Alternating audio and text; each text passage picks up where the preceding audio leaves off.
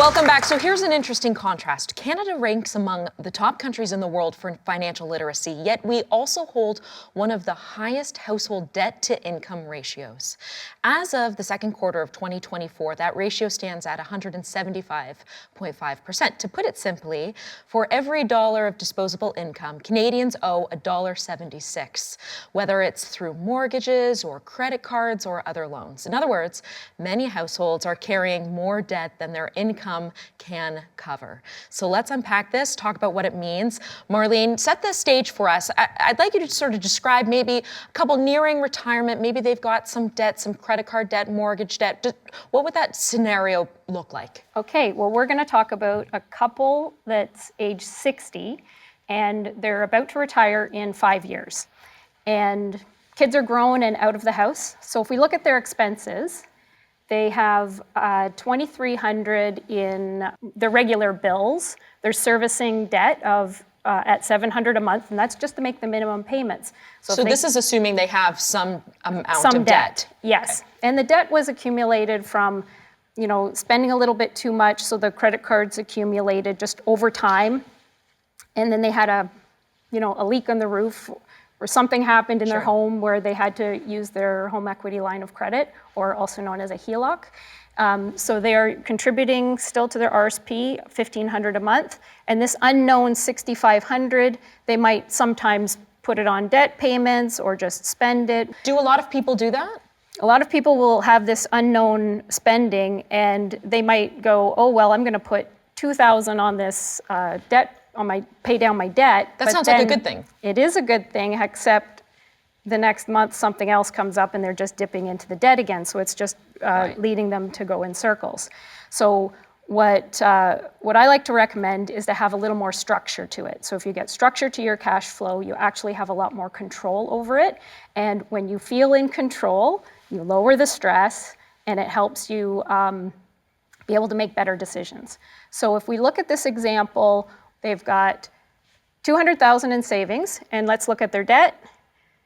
They've got $65,000 in debt, so $20,000 on a credit card, $45,000 on their line of credit. Now this $200,000 in savings, they have earmarked for gifts for their children to buy a home. But we have not been able to talk them out of this gift to the children. So this money is set aside for the children, and they're and it's non-negotiable. It's non-negotiable, so nothing's going to change their mind. So what we're doing is we're looking at, this is a resource that they have, and what I tell people when they're coming up on retirement planning is look at all of your resources. So in this example, they're not going to tap into their RSPs to pay off their debt. What we're going to do is recommend they use some of this savings to pay down the debt. So now their savings is down to $135,000, but we're going to replace it over the 5 years so that they do have the $200,000 to eventually give. Exactly, to eventually give to the children. Okay, so how do we do that? So by putting $980 a month away for 5 years at 4%, they will end up with the other $65,000 back into the TFSA. So just explain where this $980 came from, because in the previous slide, they had zero left over at the end of the month. So they're now not making that $700 minimum debt payment. Okay. And we assume, $280 out of the $6,500 can go towards this. Okay, so if you're not servicing debt, you have that money. You have that money that in you your can cash contribute. flow. Yes. That'll earn a 4% interest, assuming you're investing safely, wisely into a TFSA. Conservative. And we're using the TFSA because this couple in this example have never contributed to a TFSA, which is another resource they would have access to. One thing I will say to all your viewers, be very careful about TFSA contribution limits. You can check your limit on the CRA website, the My Account on the CRA website. It will tell you your contribution limit and everything that's happened within your TFSAs.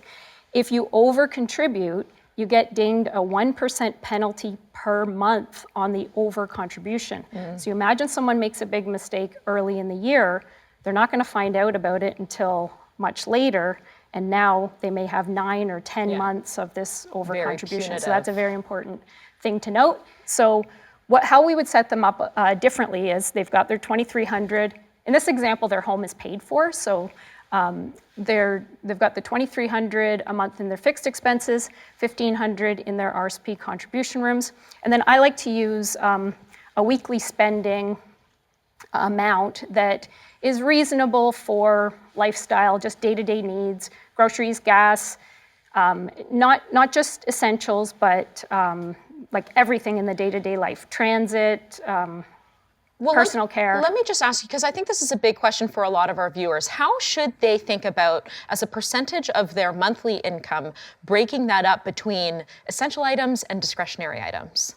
Okay, good question, but I like to not use the terms discretionary, non-discretionary, because what I try to do is reduce the stress about money.